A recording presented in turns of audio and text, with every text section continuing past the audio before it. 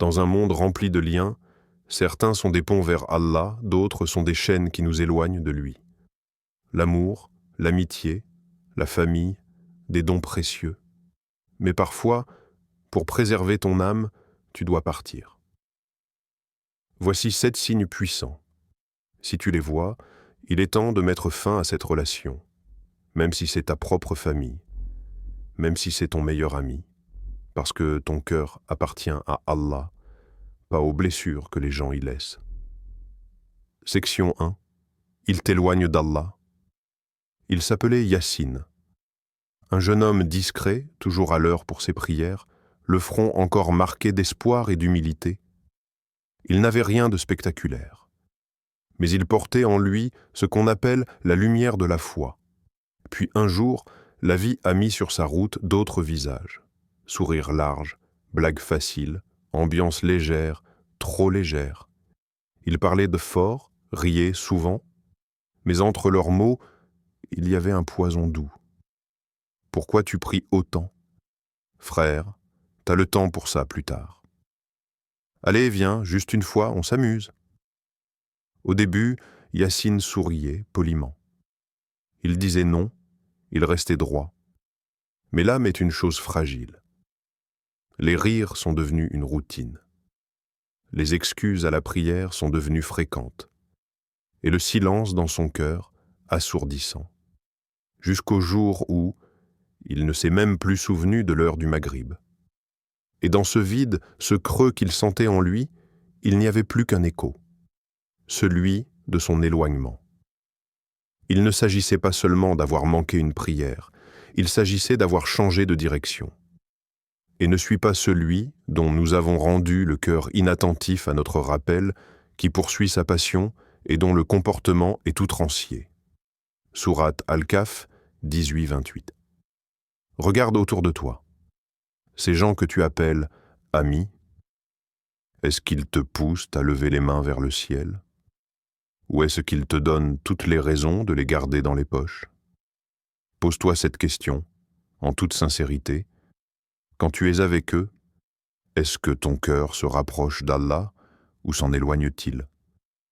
Ce n'est pas qu'un simple comportement, c'est un signe silencieux, mais un signe clair.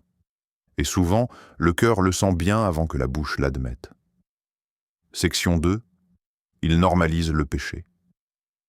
Au début, c'était juste un regard, puis un rire, un petit clin d'œil. Une remarque légère. Tu vas pas rester coincé toute ta vie ici. Elle souriait timidement. Parfois, elle répondait. Parfois, elle préférait se taire. Elle s'appelait Iman. Et ce prénom portait bien plus que des lettres. Il portait une promesse. Elle avait choisi de porter son voile non par habitude, mais par amour. Mais l'amour peut s'effriter quand les moqueries deviennent anormales, quand le haram devient une ambiance, et que l'envie de plaire prend le dessus sur la volonté de rester droite. Ce soir-là, c'était juste une soirée entre filles. Enlève-le, on est entre nous, personne ne va te juger. Alors elle l'a enlevé. Juste pour une soirée, puis une autre, et encore une. Les chuchotements de Shaitan ne viennent jamais brutalement. Ils murmurent, ils flattent, ils rendent les péchés mignons, acceptables, modernes. Et quand on lui parlait d'Allah, elle haussait les épaules. Pas parce qu'elle ne croyait plus, mais parce que son cœur était trop encombré de validations humaines pour encore vibrer à l'appel du divin. Et lorsque l'on leur dit « craignez Allah », l'orgueil les pousse au péché. L'enfer leur suffira, quelle mauvaise couche. Sourate Al-Baqarah, de 206. Regarde autour de toi. Écoute les discours qu'ils normalisent. Leurs péchés te choquent-ils encore ou sont-ils devenus rien de grave? As-tu encore cette gêne intérieure? Ou l'as-tu noyée dans le bruit des « tout le monde le fait » ? Le plus grand piège, ce n'est pas de tomber, c'est de ne plus sentir qu'on est tombé. Section 3. Il t'humilie ou te rabaisse? Tu entends encore sa voix, pas celle qui t'encourageait, non, celle qui coupait, qui piquait. Tu ne vaux rien. Tu rêves trop. Tu crois que t'es qui, toi? Et le pire, c'est que c'était ton propre frère, ton sang. Celui qui devait te couvrir, mais qui, au lieu de ça, t'enterrait vivant. Chaque parole était un clou planté dans ton estime. Tu riais parfois pour faire semblant. Mais à l'intérieur, quelque chose s'est brisé, puis tu t'es mise à y croire. Peut-être qu'il a raison. Peut-être que je suis nul. Mais un jour, sans prévenir, la vérité t'a frappé. Ce n'était pas de l'amour maladroit. Ce n'était pas de l'honnêteté brutale. C'était de la jalousie, déguisée. Un poison qui portait ton nom mais pas ton bien. Alors tu t'es levé. Et pour la première fois, tu as refusé d'écouter, pas par orgueil, mais par dignité. Le musulman est le frère du musulman. Il ne l'humilie pas, il ne l'abandonne pas, il ne le méprise pas. Hadith authentique, Al-Bukhari et Muslim. Si quelqu'un te fait te sentir moins que ce que tu es, s'il te fait douter de ta valeur, de ton intelligence, de ton potentiel, pose-toi cette question. Te sens-tu plus fort après leur présence ou plus petit? Parce qu'un véritable frère ou une véritable sœur, c'est celui qui te rappelle que tu peux gravir la montagne. Pas celui qui te répète que tu vas chuter. Ce n'est pas ta sensibilité qui est le problème. C'est leur manque de rama. Et parfois, s'éloigner, c'est se respecter. Section 4. Ils sont indifférents à ta douleur. Tu es là. Assistant. Les yeux un peu rouges, mais tu souris quand même. Tu dis « Je suis fatigué en ce moment, j'ai du mal ». Et ce que tu reçois? Un silence. Un regard fuyant. Un scroll sur TikTok. Tu racontes un moment qui t'a brisé. Et on te répond par une blague, par un « tu dramatises toujours toi », par un changement de sujet. Tu as mal. Et personne ne le voit. Pire encore, ils s'en fichent.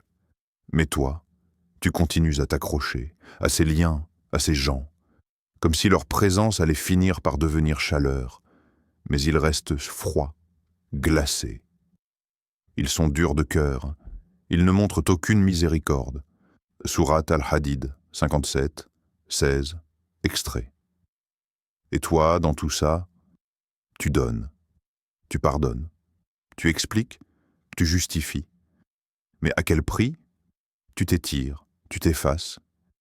Et eux, ils ne tendent même pas la main quand tu tombes. Es-tu en train de t'accrocher à quelqu'un qui ne voit même pas quand tu tombes? Tu mérites mieux que le vide en retour. L'islam, ce n'est pas que des prières. C'est aussi la rama entre les cœurs. Et si quelqu'un ne te couvre pas dans ta douleur, peut-être que ce n'est pas de l'amitié. C'est juste un décor qui t'empêche de guérir. Section 5. Il propage de la calomnie ou la division. Elle disait que c'était par bienveillance. Je t'en parle pour qu'on fasse des douasses pour elle. Mais ces mots coulaient comme de l'acide. Pas pour aider, pour exister, pour briller dans un monde de chuchotements. Elle racontait ce qu'on lui avait confié. Elle exposait l'intime, les failles, les douleurs.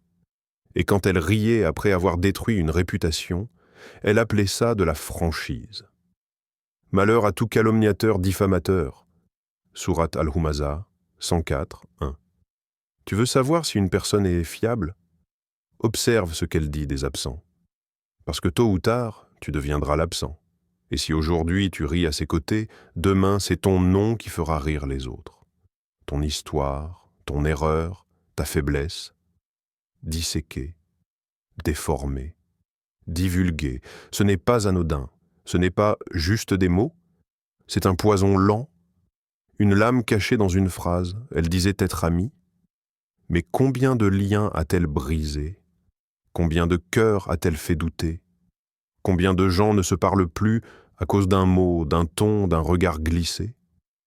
Les gens à qui tu parles, parlent-ils des autres avec respect? Et surtout, que disent-ils de toi quand tu n'es pas là?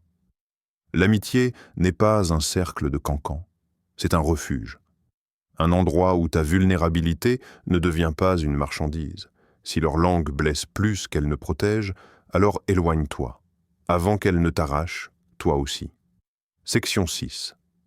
Ils se moquent de ta foi ou de tes valeurs, ils ne demandaient rien, juste à pouvoir exister tel qu'il est, Un simple bismillah avant de commencer, un geste, une habitude, un lien discret avec son Seigneur.